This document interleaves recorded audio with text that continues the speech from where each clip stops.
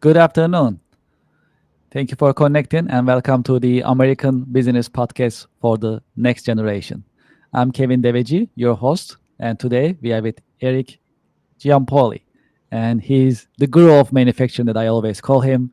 He has a lot of background, a lot of insight about manufacturing, and as our goal in our podcast is to share wisdom and insight with the next generation. I'm I'm sure I'm confident that Eric has a lot of experience and insight to share with next generation workforce and next generation leaders. Eric, welcome to the podcast. Thank you. It's a pleasure to join. Thank you very much. I'm excited for this conversation and looking forward to learning from you today and help you share your wisdom with our audience and our followers. So, for our listeners and audience, would you please introduce yourself and your company? So my name is Eric Ciampoli. I founded a company called Eric Ciampoli Industrial Consultants. We help manufacturers around the tri-state area of New York improve their operations, as well as training their employees, redesigning their facilities, relocating their facilities, expanding and automating, and everything in between to provide the most effective cost solution for making goods here in a very expensive place. Yes, absolutely. I know you are working with manufacturers on daily basis very closely. You see their challenges. You also learn from them. You also help them improve their business processes. It's very exciting. And when you look at your career, what did you make that decision? What did make you choose this career? Well, I tell people when I tell people the honesty, it's like I didn't get along with my boss, so I wanted to go do things myself. He said no too much, and I didn't like no. So I started my own business, helping customers expand. I actually started working with our supply chain at a business I was working at and helping them improve their operations after hours, which helped our business because now they're on time delivery improved. I I chose it too because I really like to share knowledge and teach people the things that I've learned because I've never been afraid to experiment. So I bring that experience of my tests gone well and some gone bad on what works and what doesn't work in an organization. Yes, absolutely. Absolutely. And I understand you see different challenges when you work with different manufacturers. Yeah. From this point of view, what are the challenging parts and exciting parts of your job, of your career? Challenging parts are we can have great ideas, and those great ideas may be fantastic, but getting people to adopt change is really critical. Doesn't matter what the idea is if no one will adopt it, good or bad. And sometimes you need more of a commitment than you need a good idea in order to change your organization. So sometimes these resistance come from leadership because they're afraid to try something that may not work as planned, and so they become a little bit paralyzed and too much homeostasis. Change is good, it's not bad. So the challenging points are really is like how comfortable is the customer with change. If you're open to it, we can try great things and improve your organization. But if you don't change anything, we can't improve either. Yes, absolutely. Yeah, the change management, right, Mm, requires a leader, and you are part of that process, and you witness yes, the and mechanics of it. repetition, absolute repetition. You got to say the same message over and over again and do not waver from it. And as long as you keep that consistent, people will start to believe the leadership. If you keep changing your recipe, no one believes anything you say. Yes, that's an amazing insight. Hmm. Um, so, well, you experience different challenges with manufacturers. You help them improve their processes. Also, you observe the U.S. manufacturing, Hmm. and U.S. manufacturing is very important for our country, for our economy. And when it comes to U.S. manufacturing, every decision counts, right? So that's very Yes. important. From this point of view, how do you see the U.S. manufacturing and also in the region? So you work with manufacturers in New Jersey, in New York Hmm. metro area, as well as nationally. So how do you see the state of manufacturing, and also how they are evolving and what they should do to adapt? to change in market? I know these, there are a lot to unpack here, but I'm gonna let take your time to Mm, address the current status of manufacturing in US and in the region.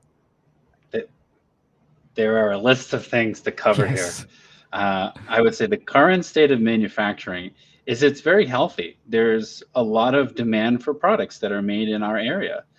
So the lack of demand does not exist like people think. There's lots of things going on. We make some amazing things that support a huge range of both government, military, consumer base. Everything's here in the tri-state area. You can find anything you want.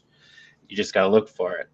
Oh, I think right now there's a few headwinds for manufacturers that I've been trying to get some attention on, like the cost of rent.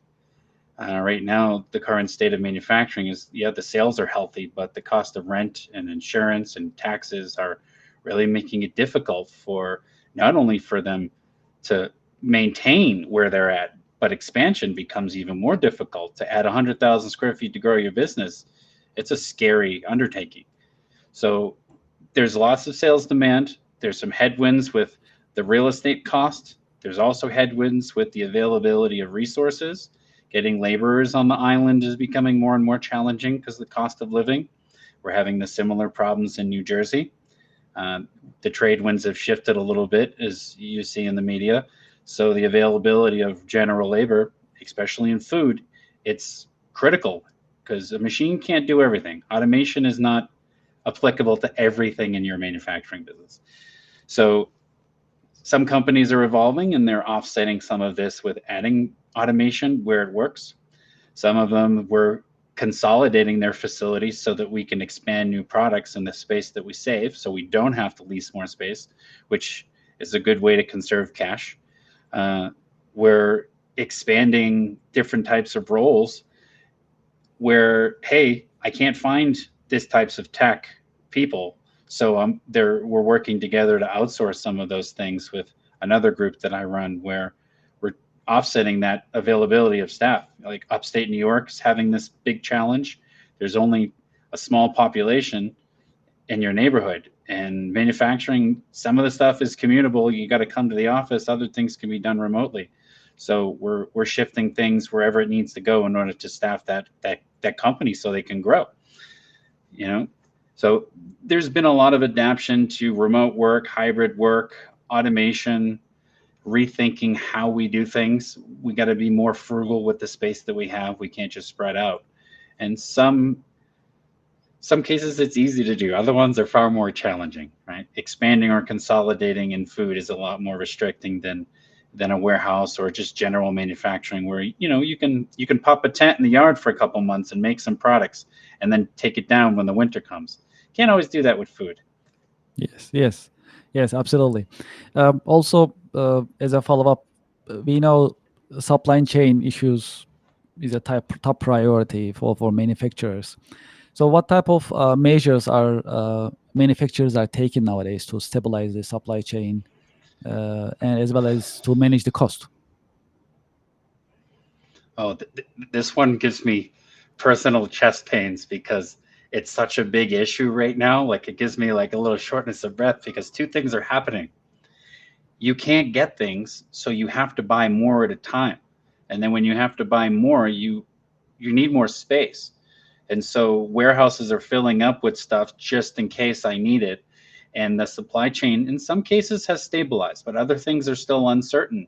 And so you buy as much as you can when you can get it, and price becomes secondary concern, which is a big issue in manufacturing, because as all of you know, in manufacturing, it's not huge margins. If you have big price increases on your supply side, that affects your bottom line like tomorrow, not in 3 months. It's tomorrow. And it's becoming a very high focal point area for manufacturers is who can I bring into my supply chain network? Who's already here? How can we improve delivery? And where am I going to put it? Yes, these are critical questions to be addressed. Absolutely. Another challenge that we know in manufacturing is the talent acquisition and talent retention. In this sense, especially skilled workforce, right? Very important for manufacturing. How can Mhm. institutions such as community colleges, universities, how can they close the gap? You think? What is your take on that? They're starting to do it now, although it feels like it's a little bit late. We're seeing more tech centers pop up to teach students welding, CNC machining, basic reading and creations of technical drawings, things that, not are not available in high school education. It would be nice to see high schools adopt it, and you have an option like you used to back in my day. You could take wood shop and learn how to make things. Like maybe take like a tech shop where you learn how to make an engineering Mhm. drawing and how to use AutoCAD and maybe how to weld. It's a, I mean, I use it sometimes at home. I got a Mhm. little welder, and sometimes you need it. And having the ability and the access to that talent, it's important. I think that the community colleges, they're doing a decent job. I wouldn't mind see more of an expansion. We need more women in the workforce that join this. Some of the best welders I've ever met were women. They're far more Amazing. patient Yes, and absolutely. making very very small welds. It's not a. It takes patience, not brute force, to do really good welding, and it'd be great to see a collaboration of men and women in high school engaging in these manufacturing activities. We need the people. If you're interested in making things, there's plenty of opportunities all throughout the tri-state area to put that excitement and your passion Mhm. to work. Absolutely.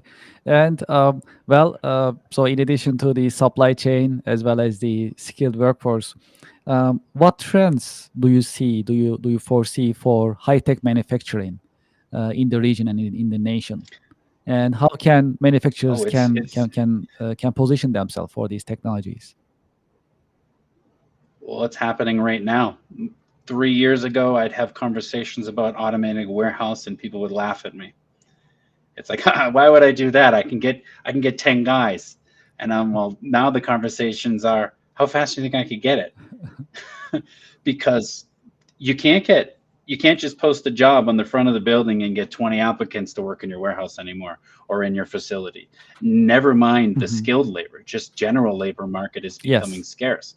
So the conversations about Mhm. adoption of tech and automation, they're far more prominent than they once were years back. So the conversations are shifting towards, you know, how cheap can I do it, to how much capacity do you think we can get from this Mhm. investment?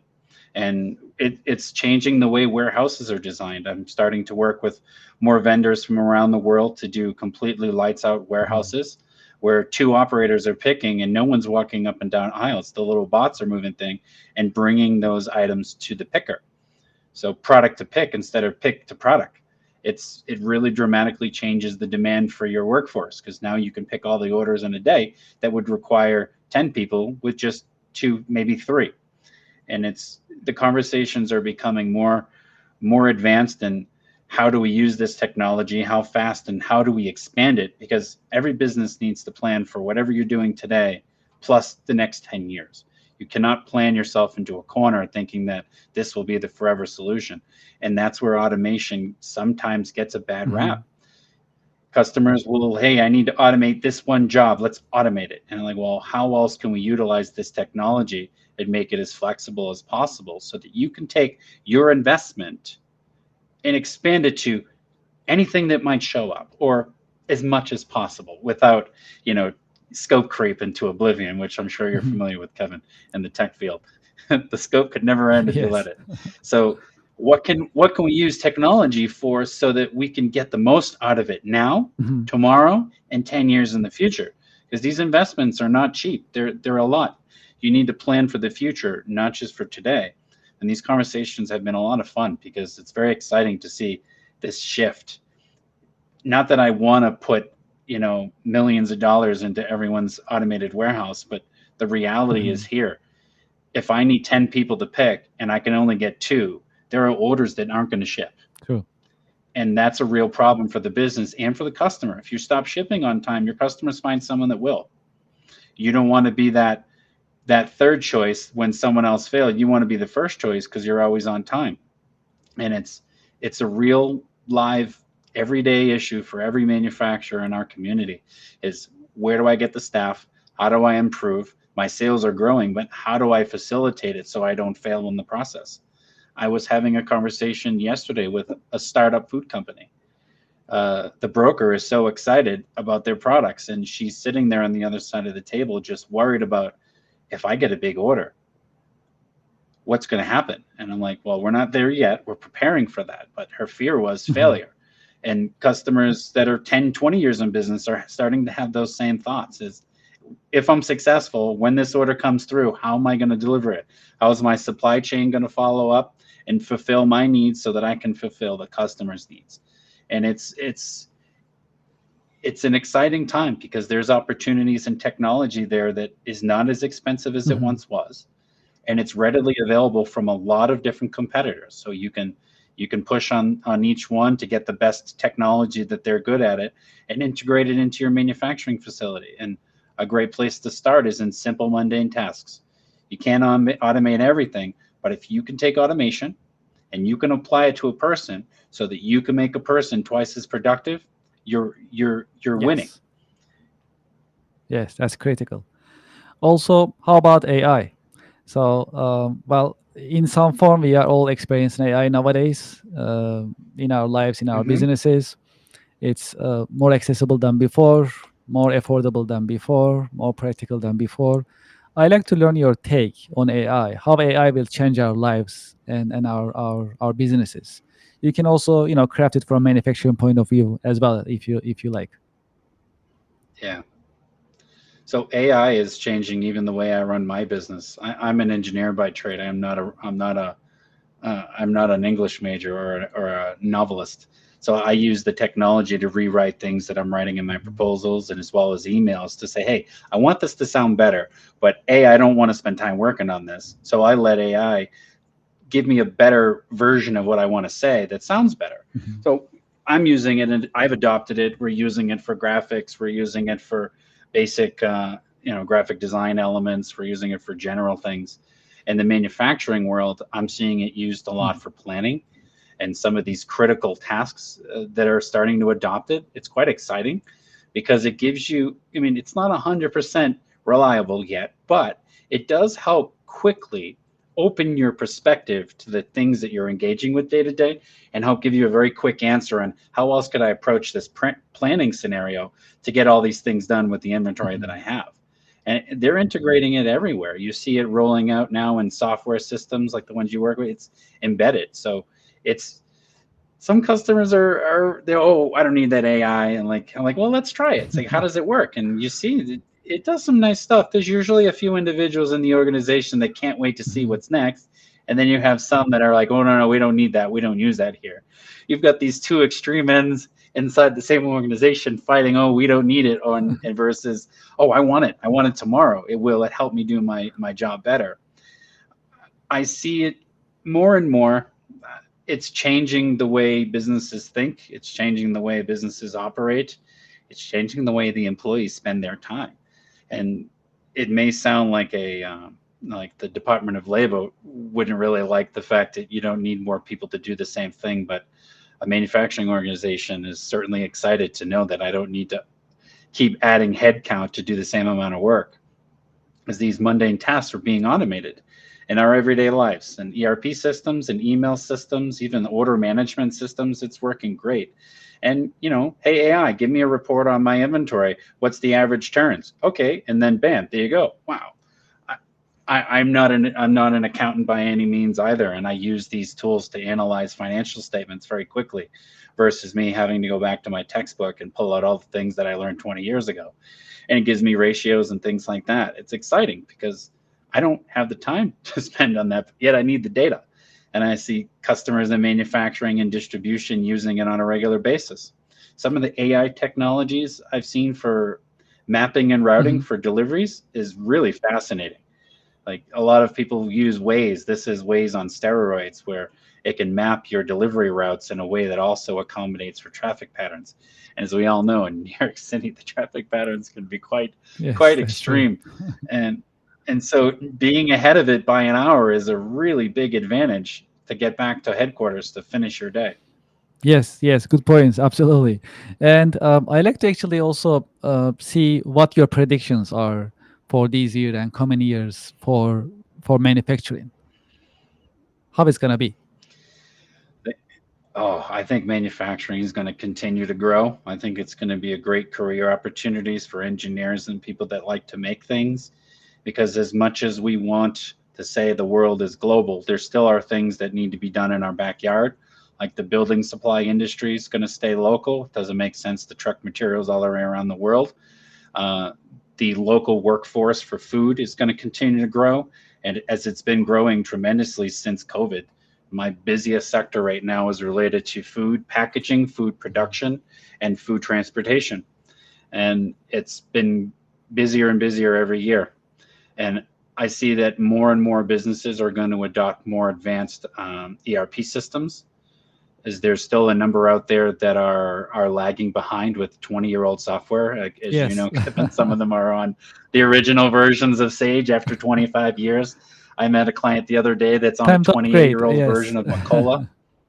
Yeah, and so these upgrades are going to change the way these manufacturers operate. It's going to bring them into the 22nd century and open their eyes to the way to do business. I think the job market's going to grow in that area too, supporting these changes, and process improvement is key. So I think, and I've just this past week, there's been a lot of inquiries on lean manufacturing and process change, because real estate's getting more expensive, which means you need to use what you have more efficiently in order to sustain as well as thrive. And I see it continuing. So advancements in careers of change management, lean manufacturing, information systems that supports manufacturing, it's going to continue to grow, and this job market will continue to grow, and as well as the general people in the factory that are not just going to be doing tasks, but they're going to be running these automated machines. They're going to be supporting them. So I see a growth in the need for more advanced mechanics. We've launched a program that throughout New Jersey for training in PLCs, because many mechanics on the job 10 years, they don't know how to write the code to maintain the machine. So they debug by just changing parts. But that's not necessarily the way to fix it. So job markets for technical support for automated machinery, automation engineers, information structure engineers, general laborers in manufacturing will also increase, but you won't just be general anymore. You'll be running a $500,000 piece of machinery that's providing the business value and the customer's value. It's not picking things up and putting them down anymore. That those markets have shifted to more advanced manufacturing. So I see it continuing the same way as I've been seeing it over the past 5 years, ramping up. When you work in a warehouse, you're likely to be pressing more buttons now than carrying boxes and driving a forklift around. Yes. Yes. No doubt. Ramping up. So that's definitely a positive Yeah, outlook in that sense. Um, yeah. And the number one joke everybody makes is, after you make it more efficient, when we're not walking around the warehouse, is everyone going to get a gym membership? Because now they're not yes. walking 10 miles a day, they're standing in one place. And I say, well, the gym membership is on you, and what you do after work is on you. So sure, you want to go to the gym, sure, but I don't think that has anything to do with your day-to-day job in the warehouse, where you don't have to climb Yes, ladders yes, that's anymore. true. That's true. Yeah, that's a great point. As you know, our most important mission in this podcast is to share wisdom and insights with the next generation workforce, next generation leaders coming up. And in that sense, what do you think about internships and apprenticeship programs for next generation to consider? I think they're fantastic. I've reached out to my local community, but we haven't had any takers on how we do things from the local college, or local college Stevens, where I am, and also the local high school in Bergen County, where I am in New Jersey. But I think these apprenticeships and programs to get younger people engaged in manufacturing is critical, because it's not something you see advertised. Hey, join a career in manufacturing and make things. It's You see a lot of Amazon promotions to be an Amazon driver, an Uber driver, all these other things. But there is a real need to, I don't want to say glamorize, but at least make it aware that there's still a market for you to grow a career in this field. It doesn't have to be, a packer. It can be someone that's supporting automation technologies. It can be an engineer designing these facilities. It can be a production manager trying to get the most efficiency out of his assets and his business so that he can deliver on time. It's really important that we make more and more people aware of what's really going on in the world of manufacturing in America. It's not just what you see on the news. There's a whole lot more going on there. And I'm in it every day and I see all the different things, exciting stuff, how the world is changing. And sometimes it's stressful and sometimes it's exciting. But there's a lot going on here. And I think the more that we can make it known that there's a great opportunity here, it's not everything's coming from China and overseas. There's a lot of things being made here. And it's exciting and it's a great career field. And apprenticeships are key in order to staff this for long term, because we can't put a robot on everything. It's just, I mean, in 20 years, I'll be called a liar, but right now, I can't put a robot to do everything that a person can do. Maybe in 20 years, I'll be proven wrong, but right now, I can automate a lot of repetitive tasks, but I can't automate everything, especially complex shapes and assembly. You need a person to put that together. And these jobs pay well and the benefits are great. And the environments of the working conditions are fantastic. You're not working in a cave like people see in these coal mine videos or the Yeah. videos from the Industrial Revolution where there's no lights and Yes. no Come a heat. long way. Like they don't look like that anymore. They're advanced manufacturing facilities with LED lighting, painted floors, air Mhm. conditioning, water coolers, and break rooms with Mhm. TVs and pizza parties and celebrations. Like, they're fantastic places to Mhm. work, and some are better than others, but it's a great field. I want to see more apprenticeship programs. Some of the ones that were launched years ago had a kind of a hard start in New Jersey. They were late adopted, so the interest kind of died off before it really got Mhm. moving. But it'd be great to see more of it. I think it's essential, bringing young people and even fresh graduates from engineering and other technical aspects into these apprenticeship programs, or while they're in school, like I did at Wentworth. We had mandatory co-ops, or you didn't graduate. So I did 4 of them, and 2 were mandatory. I learned a lot in the field about how manufacturing worked and manufacturing in America and what it really Mhm. looks like. Things that you don't see, the things that you don't see on TV. Yes. Yes. And how important it is. Yeah, absolutely. Absolutely. Oh, it's Um, critical. well, we are almost completing our time. We've been talking almost 30 minutes. Hard to believe, right? Time flies, and it's very exciting. So one of the questions that I like to ask you and hear your insights is for the next generation. What are your suggestions for the next generation workforce, next generation leaders when they are choosing their career path and furthering their career paths? Focus more on your soft skills and selling than just being the smartest person in the room. Because you can be the smartest person in the room and everyone disagree with everything you say because you don't know how to sell it. So a key feature I learned many years ago is it's called keep the boss happy. You need to tell the boss what he wants to hear so his boss is happy, which makes him happy. And the better you sell this on any idea or on things that you want to do to change an organization, you have to start with yourself and how you're going to present this idea in a way that it's going to be received in a way that you want to be understood. So selling to your boss is critical. You can learn a million skills, but they will mean nothing if no one agrees with what you're trying to do. The pitch is, it doesn't have to be perfect, but you need to present. I'm not asking for something. I'm providing you an opportunity for the organization to thrive. And here's how I see this vision coming into reality. I've actually integrated these things into my lean teaching courses where we do the how to keep the boss happy Yes. as a side note to every context, because we come up with great ideas all the Mhm. time, but if you don't sell it right, it just dies like many other great ideas. So learn how to sell. Learn how to sell your ideas, learn how to sell yourself. Otherwise, you'll get overlooked because you won't you won't get valued the same way that you deserve to be, because you need to present yourself in a way that makes you marketable and easy to communicate with and also well understood. Absolutely. Managing up. Yes, definitely. Well, great insights, Eric. Thank you very much. So before we end our podcast session, how our followers and listeners can reach out to you? mails, that. Mhm. Oh, you can find me on the internet. Just type my name, Eric Ciampoli. I come up in a lot of different places. It's www.ecicconsulting.com. Eric, thank you very much. It's been a pleasure, and I'm sure for the next generation, it's been very insightful and helpful. Thank you very much for sharing your wisdom with us. Thank you. Thank you so It's a pleasure. Thank you very much.